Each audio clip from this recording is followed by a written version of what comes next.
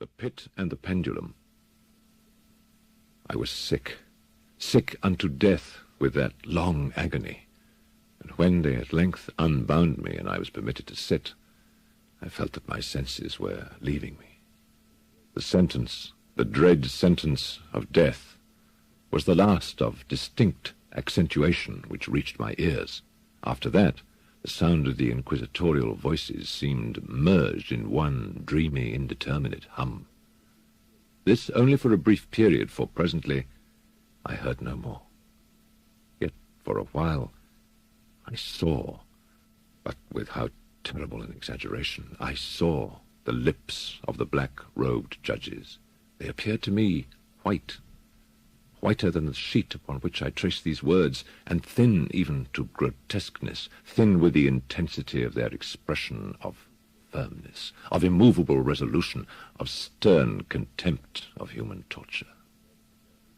I saw that the decrees of what to me was fate were still issuing from those lips. I saw them writhe with a deadly locution. I saw them fashion the syllables of my name, and I shuddered because no sound succeeded. I saw, too, for a few moments of delirious horror, the soft and nearly imperceptible waving of the sable draperies which enwrapped the walls of the apartment. And then there stole into my fancy, like a rich musical note, the thought of what sweet rest there must be in the grave. The thought came gently and stealthily, and it seemed long before it attained full appreciation. But just as my spirit came at length properly to feel and entertain it, the figures of the judges vanished, as if magically, from before me. The tall candles sank into nothingness. Their flames went out utterly. The blackness of darkness supervened. All sensations appeared swallowed up in a mad, rushing descent, as of the soul into Hades. Then silence, and stillness, and night were the universe. I had swooned, but still will not say that all of consciousness was lost. What of it remained I will not attempt to define or even to describe, yet all was not lost. In the deepest slumber, no.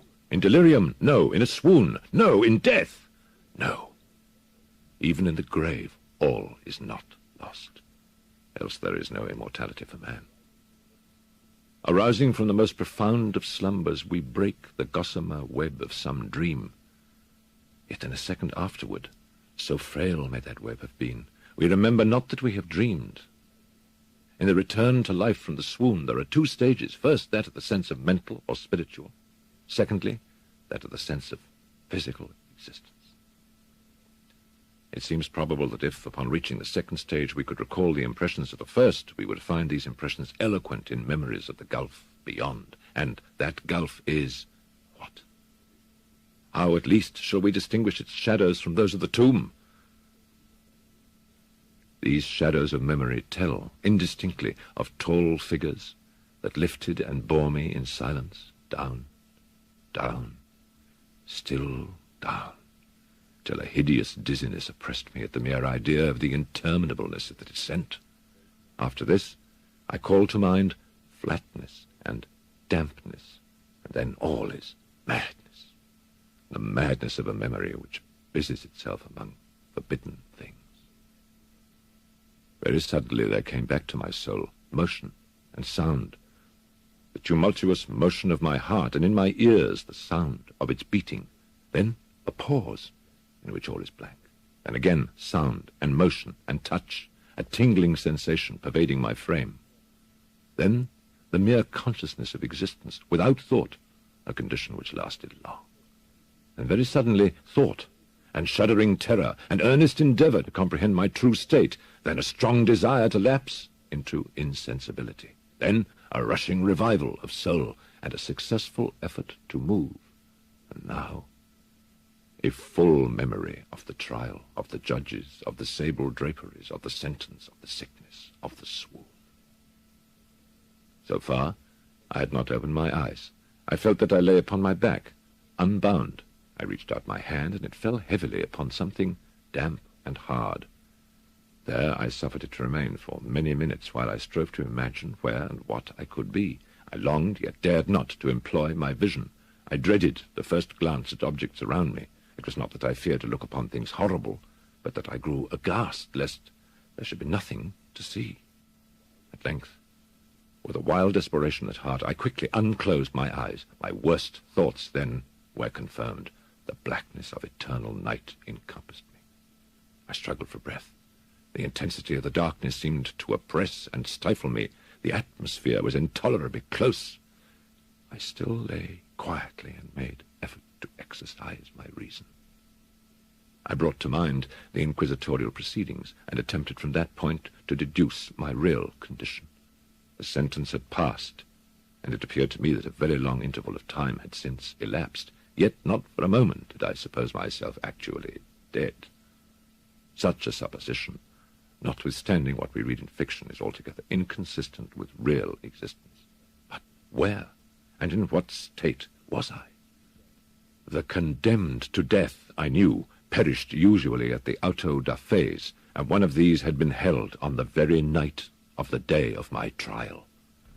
Had I been remanded to my dungeon to await the next sacrifice, which would not take place for many months? This, I at once saw, could not be. Victims had been in immediate demand. Moreover, my dungeon, as well as all the condemned cells at Toledo, had stone floors. A fearful idea now suddenly drove the blood in torrents upon my heart, and I at once started to my feet, trembling convulsively in every fibre. I thrust my arms wildly above and around me in all directions. I felt nothing, yet dreaded to move a step, lest I should be impeded by the walls of a tomb. Perspiration burst from every pore and stood in cold, big beads upon my forehead. The agony of suspense grew at length intolerable, and I cautiously moved forward, with my arms extended and my eyes straining from their sockets in the hope of catching some faint ray of light. I proceeded for many paces, but still all was blackness and vacancy. I breathed more freely. It seemed evident that mine was not, at least, the most hideous of fates. And now, as I still continued to step cautiously onward, there came thronging upon my recollection 1,000 vague rumors of the horrors of Toledo. Of the dungeons there had been strange things narrated. Fables I had always deemed them, but yet strange and too ghastly to repeat save in a whisper. Was I left to perish of starvation in this subterranean world of darkness, or what fate, perhaps even more fearful, awaited me? That the result would be death, and the death of more than customary bitterness. I knew too well the character of my judges to doubt. The mode and the hour were all that occupied or distracted me. My outstretched hands at length encountered some solid obstruction. It was a wall, seemingly of stone masonry, very smooth, slimy, and cold. I followed it up, stepping with all the careful distrust with which certain antique narratives had inspired me. This process, however, afforded me no means of ascertaining the dimensions of my dungeon, as I might make its circuit and return to the point whence I set out, without being aware of the fact, so perfectly uniform seemed the wall. I therefore sought the knife which had been in my pocket when led into the inquisitorial chamber, but it was gone. My clothes had been exchanged for a wrapper of coarse serge. I had thought of forcing the blade in some minute crevice of the masonry so as to identify my point of departure. The difficulty, nevertheless, was but trivial, although in the disorder of my fancy it seemed at first insuperable. I tore a part of the hem from the robe, and placed the fragment at full length and at right angles to the wall. In groping my way round the prison, I could not fail to encounter this rag upon completing the circuit, so at least I thought. But I had not counted upon the extent of the dungeon, or upon my own weakness. The ground was moist and slippery. I staggered onward for some time, when I stumbled and fell. My excessive fatigue induced me to remain prostrate, and sleep soon overtook me as I lay. Upon awaking and stretching forth an arm, I found beside me a loaf and a pitcher with water. I was too much exhausted to reflect upon this circumstance, but ate and drank with avidity. Shortly afterward, I resumed my tour around the prison, and with much toil came at last upon the fragment of the surge. Up to the period when I fell, I had counted 52 paces, and upon resuming my walk, I had counted 48 more when I arrived at the rag. There were in all, then, 100 paces. And admitting 2 paces to the yard, I presumed the dungeon to be 50 yards in circuit. I had little object, certainly no hope in these researches, but a vague curiosity prompted me to continue them. Quitting the wall, I resolved to cross the area of the enclosure. At first, I proceeded with extreme caution, for the floor, although seemingly of solid material, was treacherous with slime. At length, however, I took courage, and did not hesitate to step firmly, endeavoring to cross in as direct a line as possible. I had advanced some 10 or 12 paces in this manner when the remnant of the torn hem of my robe became entangled between my legs. I stepped on it and fell violently on my face. In the confusion attending my fall, I did not immediately apprehend a somewhat startling circumstance, which yet, in a few seconds afterward, and while I still lay prostrate, arrested my attention. It was this. My chin rested upon the floor of the prison, but my lips and the upper portion of my head touched nothing.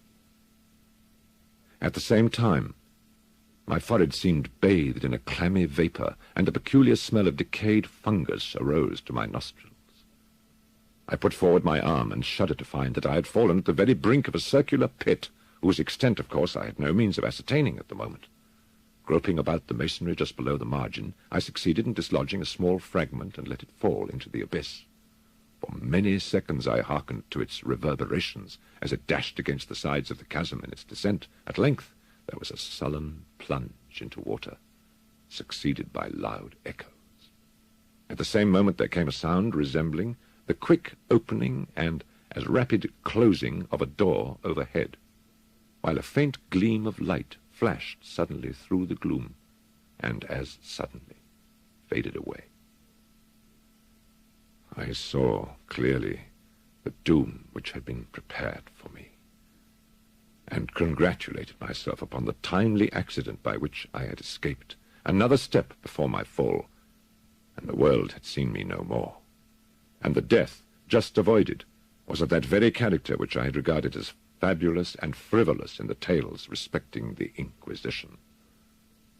To the victims of its tyranny there was the choice of death with its direst physical agonies, or death with its most hideous moral horrors. I had been reserved for the latter. By long suffering, my nerves had been unstrung, until I trembled at the sound of my own voice, and had become in every respect a fitting subject for the species of torture which awaited me. Shaking in every limb, I groped my way back to the wall, resolving there to perish rather than risk the terrors of the wells, of which my imagination now pictured many in various positions about the dungeon. In other conditions of mind, I might have had courage to end my misery at once by a plunge into one of these abysses, but now I was the veriest of cowards.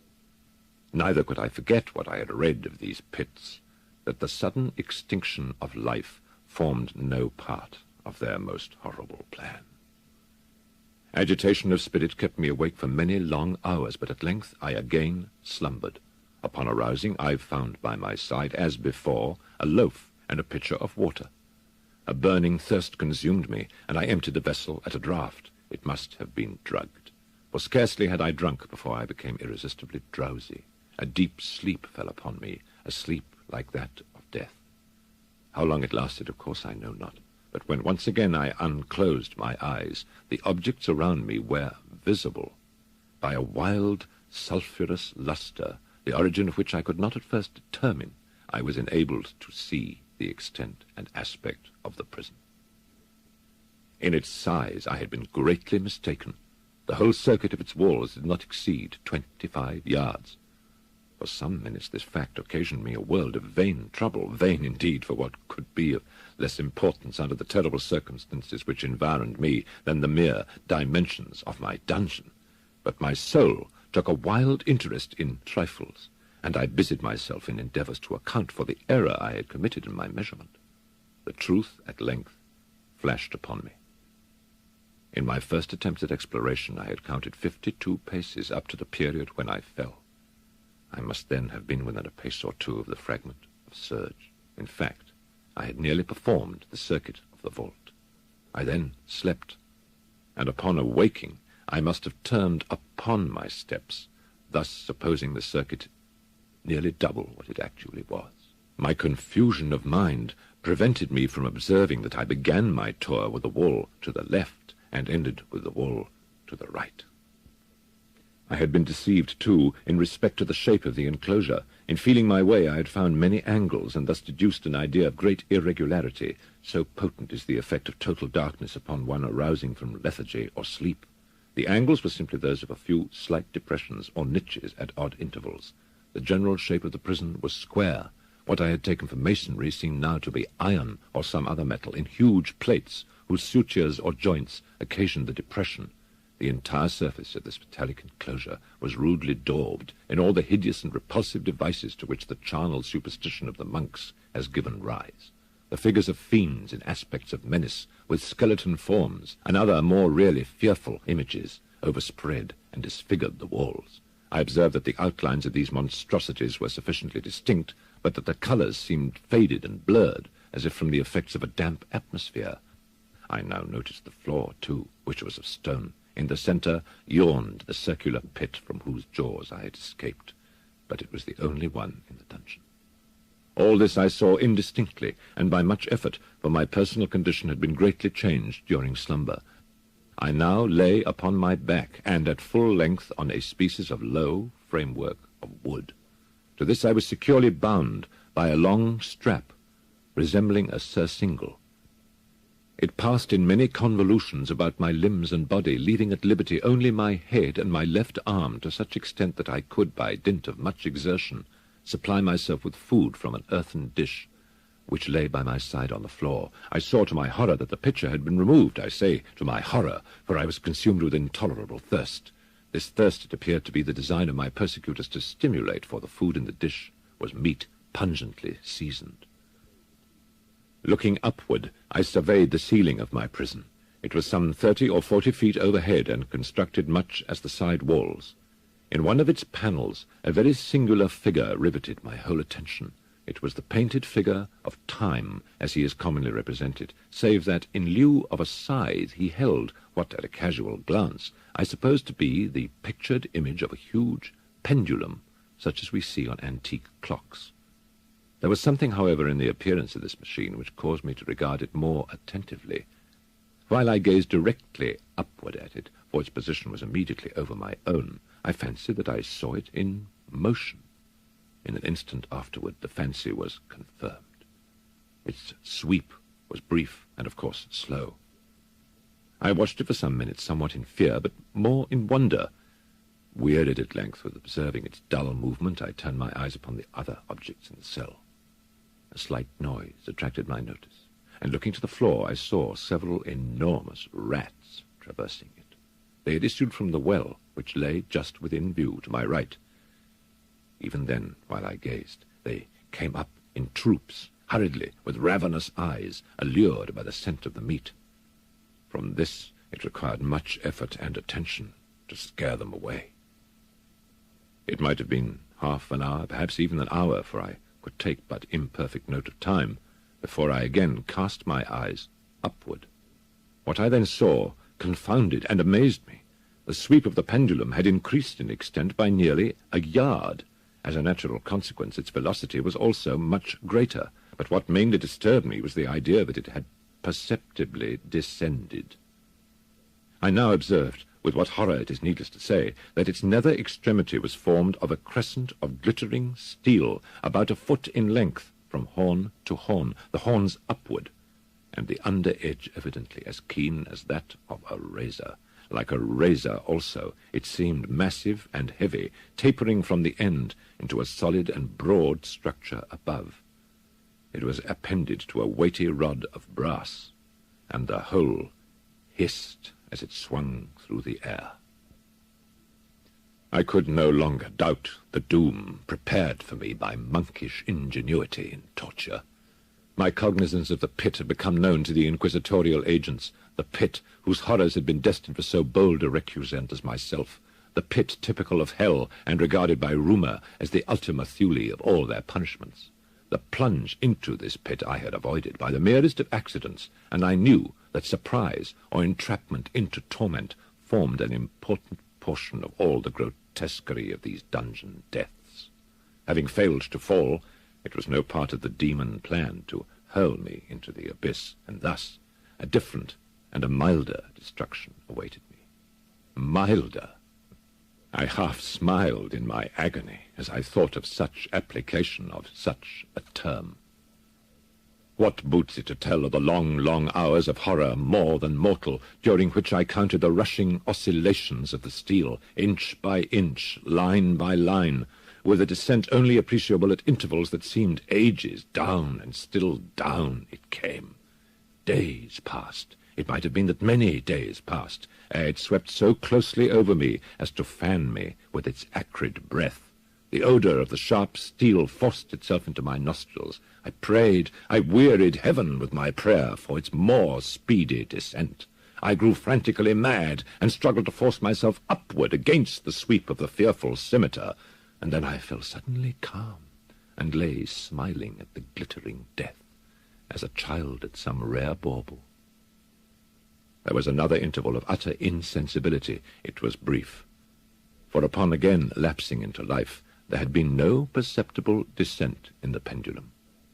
But it might have been long, for I knew there were demons who took note of my swoon, and who could have arrested the vibration at pleasure. Upon my recovery, too, I felt very, inexpressibly sick and weak, as if through long inanition. Even amid the agonies of that period, the human nature craved food. With painful effort I outstretched my left arm as far as my bonds permitted, and took possession of the small remnant which had been spared me by the rats. As I put a portion of it within my lips, there rushed to my mind a half-formed thought of joy, of hope. Yet what business had I with hope? It was, as I say, a half-formed thought. Man has many such, which are never completed. In vain I struggled to perfect, to regain it. Long suffering had nearly annihilated all my ordinary powers of mind. I was an imbecile, an idiot. The vibration of the pendulum was at right angles to my length. I saw that the crescent was designed to cross the region of the heart. It would fray the serge of my robe. It would return and repeat its operations again and again. Notwithstanding its terrifically wide sweep, some 30 feet or more, and the hissing vigor of its descent, sufficient to sunder these very walls of iron, still the fraying of my robe would be all that for several minutes it would accomplish. And at this thought I paused. I dared not go further than this reflection. I dwelt upon it with a pertinacity of attention, as if, in so swelling, I could arrest here the descent of the steel. I forced myself to ponder upon the sound of the crescent as it should pass across the garment, upon the peculiar, thrilling sensation which the friction of cloth produces on the nerves. I pondered over all this frivolity until my teeth were on edge. Down, steadily down, it crept. I took a frenzied pleasure in contrasting its downward with its lateral velocity, to the right, to the left, far and wide, with the shriek of a damned spirit, to my heart, with the stealthy pace of the tiger. I alternately laughed and howled as the one or the other idea grew predominant. Down, certainly relentlessly down. It vibrated within 3 inches of my bosom. I struggled violently, furiously, to free my left arm. This was free only from the elbow to the hand. I could reach the latter from the platter beside me to my mouth with great effort, but no farther. Could I have broken the fastenings above the elbow, I would have seized and attempted to arrest the pendulum. I might as well have attempted to arrest an avalanche. Down, still unceasingly, still inevitably, down.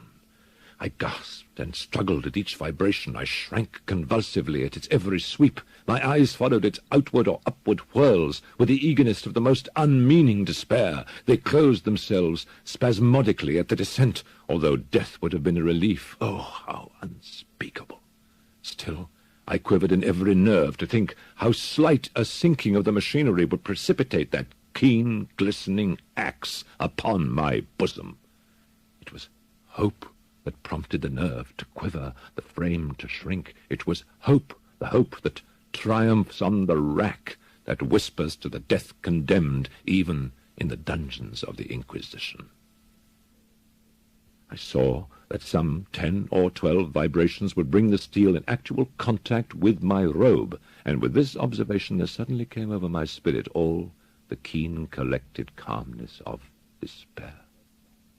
For the first time during many hours, or perhaps days, I thought. It now occurred to me that the bandage or surcingle which enveloped me was unique. I was tied by no separate cord. The first stroke of the razor-like crescent athwart any portion of the band would so detach it that it might be unwound from my person by means of my left hand. But how fearful in that case the proximity of the steel! The result of the slightest struggle! How deadly! Was it likely, moreover, that the minions of the torturer had not foreseen and provided for this possibility? Was it probable that the bandage crossed my bosom in the track of the pendulum? Dreading to find my faint and, as it seemed, my last hope frustrated, I so far elevated my head as to obtain a distinct view of my breast. The surcingle enveloped my limbs and body close in all directions, save in the path of the destroying crescent. Scarcely had I dropped my head back into its original position when there flashed upon my mind what I cannot better describe than as the unformed half of that idea of deliverance to which I have previously alluded, and of which a moiety only floated indeterminately through my brain when I raised food to my burning lips.